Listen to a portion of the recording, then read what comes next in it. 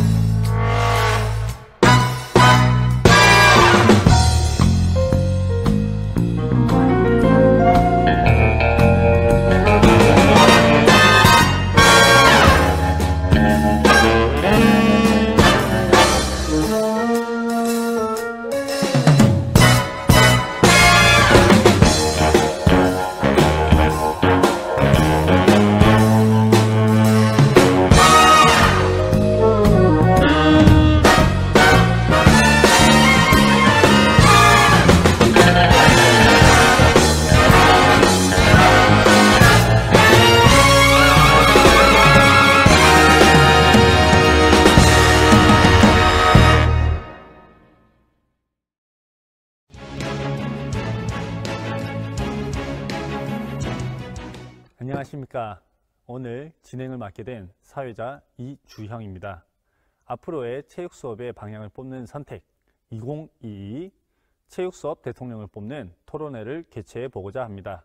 먼저 후보님들을 소개하겠습니다. 후보 1번 김정섭, 후보 2번 이진희, 후보 3번 김민철, 후보 4번 황용석. 오늘의 주제는 학생 중심 체육 수업 어떻게 운영할 것인가 라는 주제로 토론을 진행해 보겠습니다. 먼저 학생 중심 체육 수업이 어떤 것인지에 대해서 후보님들 간의 견해를 밝혀주시면 감사하겠습니다. 학생 중심 수업은 학생들이 수업을 운영하는 데 있어서 핵심 포인트가 있다고 생각합니다.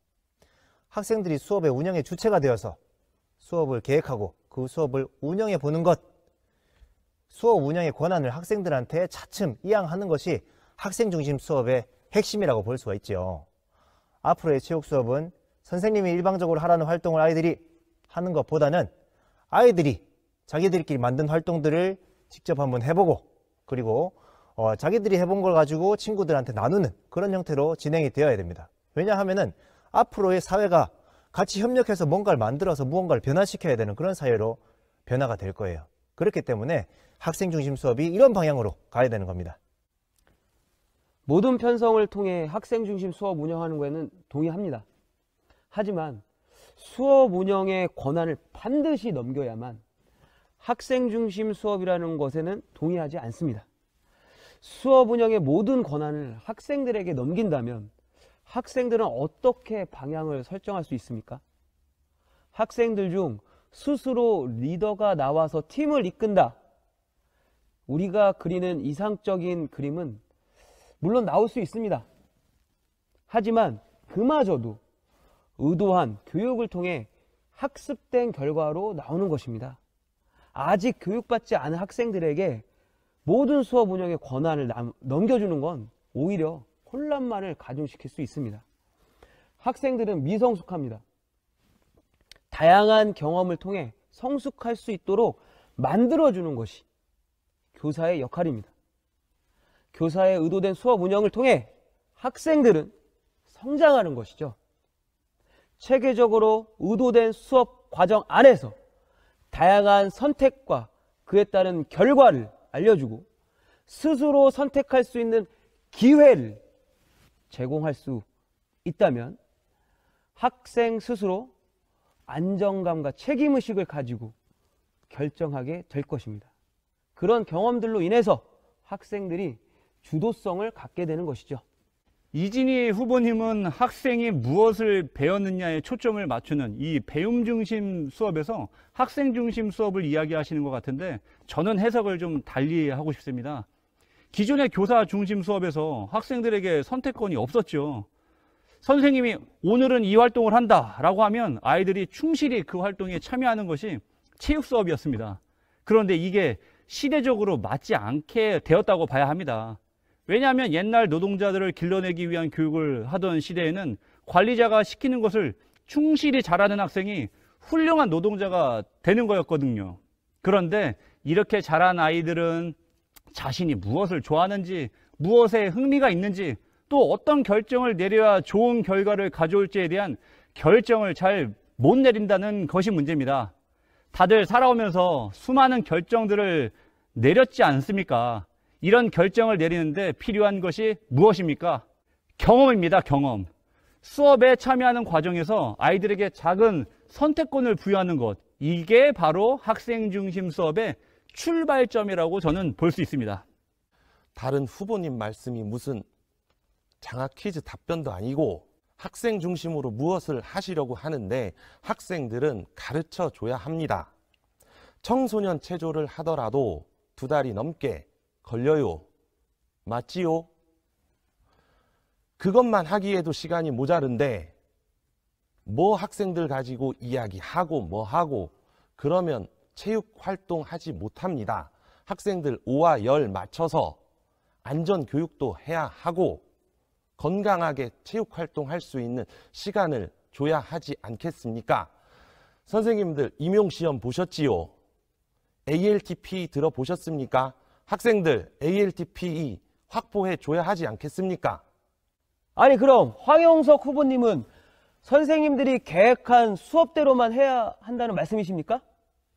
그러면 아이들이 스스로 생각이 자라날 수 있겠습니까? 학생들이 기계입니까?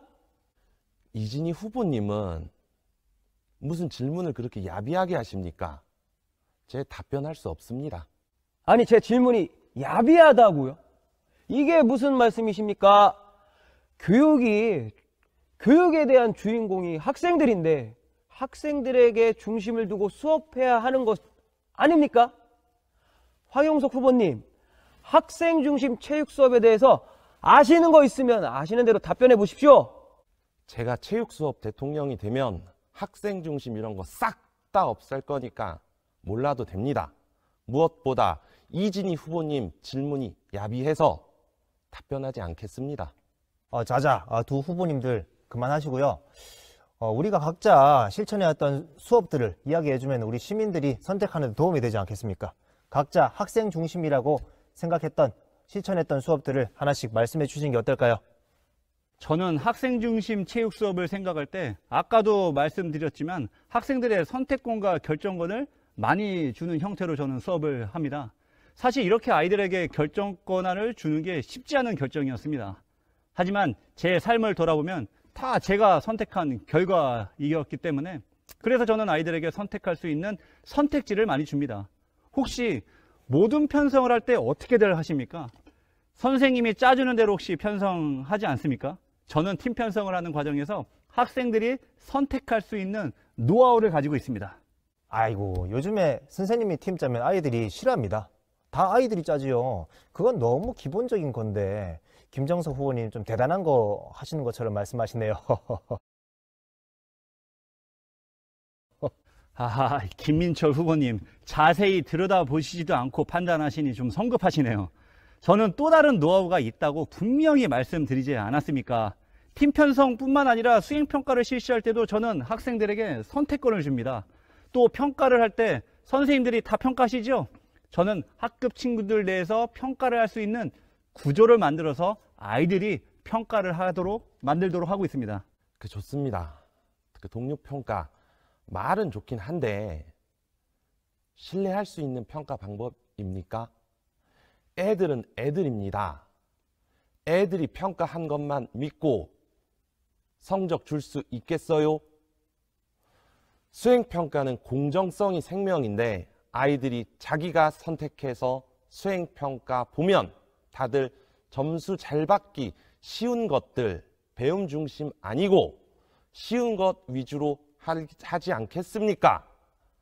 아이들 실력은 하향 평준화 되는 거예요.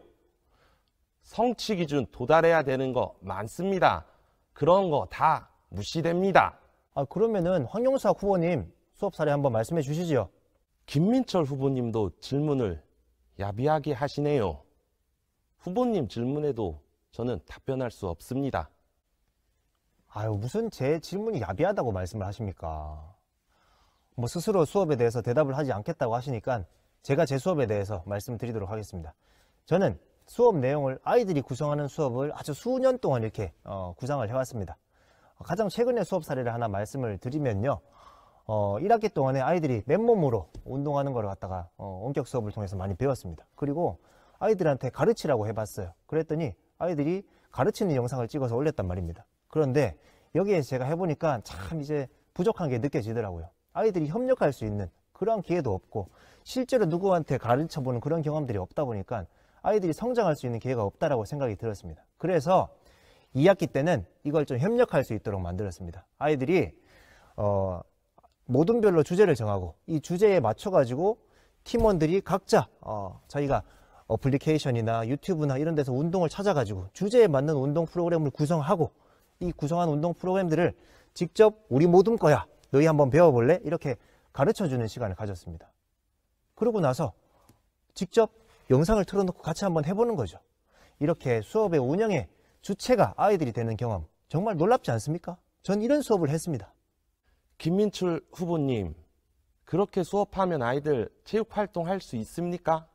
체육 수업이 무슨 토론 수업도 아니고 잡담하고 영상 찍고 일주일에 2-3번밖에 없는 체육 수업 낭비가 되는 겁니다. 그럼 이런 수업은 어떻습니까? 저는 수업의 절반은 모둠별 회의하는 것으로 부여했습니다. 모둠별 회의를 통해 학생들은 서로 이야기를 경청하고 소통하는 과정을 통해 문제 상황에 대한 해결 방법을 선택하게 됩니다.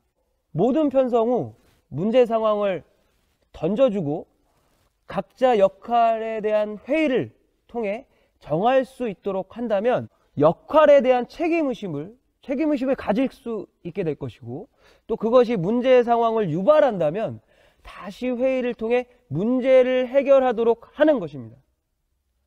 회의 과정을 통해서 체육이라는 교과가 신체 활동 수행만을 요구하는 것이 아니라 문제를 해결하기 위한 전략과 전술, 이런 것들을 소통을 통해 함께 해결하는 교과라는 걸 깨닫게 될 것입니다. 아이들이 그걸 어떻게 합니까? 네, 참 답답해서 원참. 시간이 많이 지났습니다. 대선 토론회를 하면서 후보님들의 견해를 잘 들어봤는데요.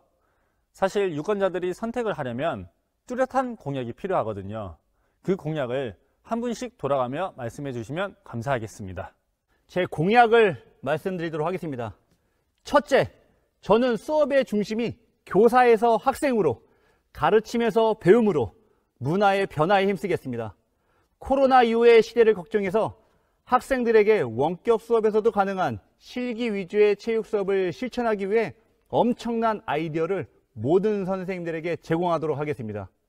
집에서도 혼자 실시할 수 있는 1인 스포츠, 자신의 동작을 제대로 수행했는지 스스로 체크할 수 있는 에듀테크를 활용한 체육 시간을 만들도록 하겠습니다. 둘째, 학생의 주도적인 체육 수업으로 인성과 역량을 높이는 인성인 리스펙, 즉 리스펙이 되는 스포츠를 실현토록 하도록 하겠습니다. 단지 스포츠를 잘하는 사람이 아닌 스포츠로 세상을 살아가는 힘과 능력을 갖추도록 방향을 제시해 보겠습니다.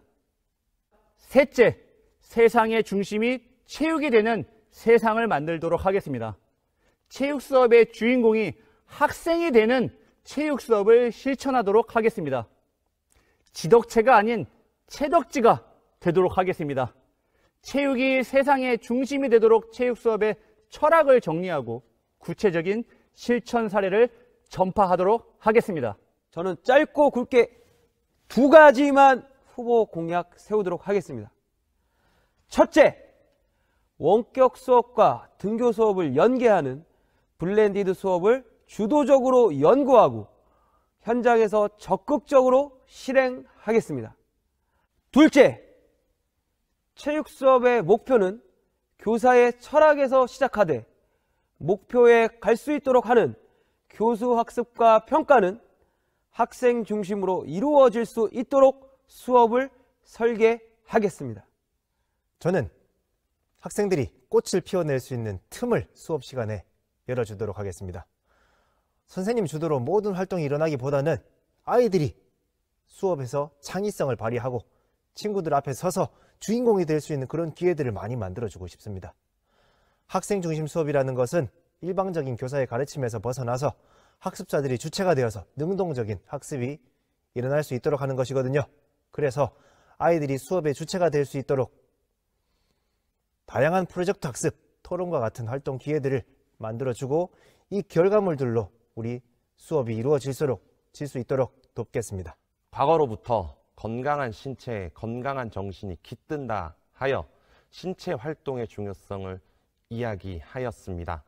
코로나19로 인해 체육 교과의 본질인 신체 활동의 중요성이 강조되고 있는 요즘입니다. 결국 청소년기의 저체력화는 국민건강보험의 재정 부담으로 이어질 수밖에 없습니다. 기본에 충실하여 심폐지구력 향상시키도록 하겠습니다. 아이들이 다치지 않고 행복하게 체육활동할 수 있는 환경 조성하여 신체활동 강화하고 건강체력 수준 높여 국가 재정에 부담이 되지 않도록 만들겠습니다. 많은 이야기를 들었습니다. 더 궁금한 점이 많으신 선생님들께서는 학생 중심 1, 학생 중심 체육 수업 1부터 9까지를 선택해서 더 많은 이야기를 나누어 보았으면 합니다. 감사합니다.